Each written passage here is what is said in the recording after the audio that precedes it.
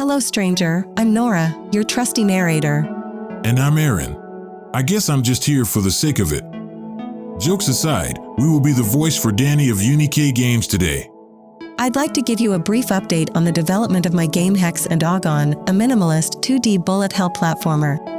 HEX AGON began as my submission for the very first game jam I ever participated in, and to my surprise, it received overwhelmingly positive reviews, even in its rushed and partially broken state.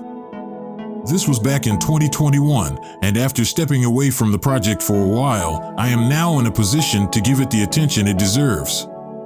Since returning to the project, my primary focus has been on cleaning up the code and improving existing game systems to make them more robust, efficient, and user-friendly. To give you some context, let's compare recent changes with the old post-jam version. At first, I refined the player controls, resulting in a more natural feel, especially with the rotational movement. I also added in coyote time, allowing jumps to register for a brief moment after sliding off a platform. Next, I created new level sprites and replaced the old prefabs with variants. This was a painstaking task, as I had to manually replace every single hexagon in every level due to scaling issues.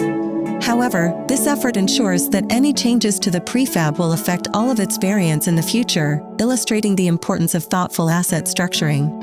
A small detail I also added are floating particles for the kill box, so when you see those, try to avoid jumping into them. I then refactored the enemy script, making it more modular. This should help me with adding more enemy types later on. Furthermore, I implemented an event-based system for collectibles, which eliminated a lot of spaghetti code and made it straightforward to add the new text and sound effect that appears when all shards in a level have been collected. Speaking of collectibles, after finding all the shards, a portal spawns to transport you to the next level.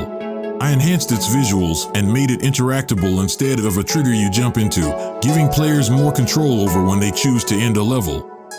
Lastly, I recomposed the game's soundtrack, which I hastily put together during the game jam.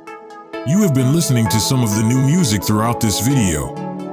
That concludes this development update.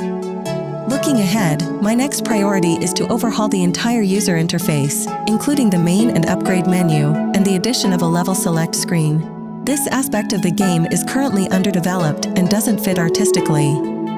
If you'd like to stay updated or get in touch, please consider subscribing to the channel, following me on Twitch, visiting my itch.io page, or joining my Discord server. With that, thank you for watching. And I look forward to seeing you next time.